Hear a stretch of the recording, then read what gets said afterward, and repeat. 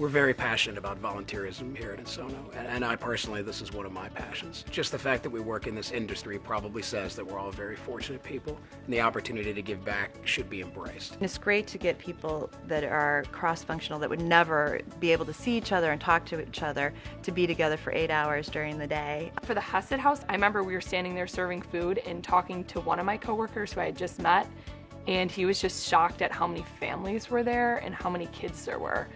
It was just a crazy thing because he expected maybe 5 adults are gonna come through and get something, get a meal, but there was like families and kids and the line just wouldn't stop. So to him, he asked me after, like, how can I donate? What can I do to, become more involved with this? Volunteer programs also does help a lot with collaboration and developing those relationships and friendships, so that it is a good place to work because people want to have relationships with the people at the office, because that's where you spend 80% of your time, I feel like sometimes. Danielle and I were actually volunteering at Junior Achievement, where you teach a classroom for a day.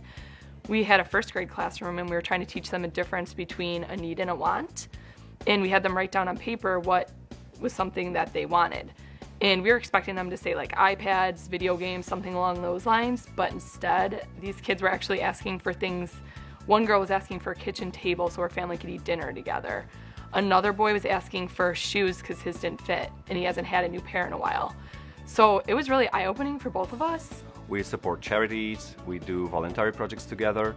It's not only a great chance to do something good for those who need help, but also to enjoy the time spent out of work together and develop our team relations. I've just come back from a trip in the UK where we cycled 200 miles across the country through wind and rain.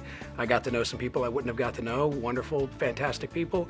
And along the way, we helped a couple of charities and raised thousands of pounds for those charities.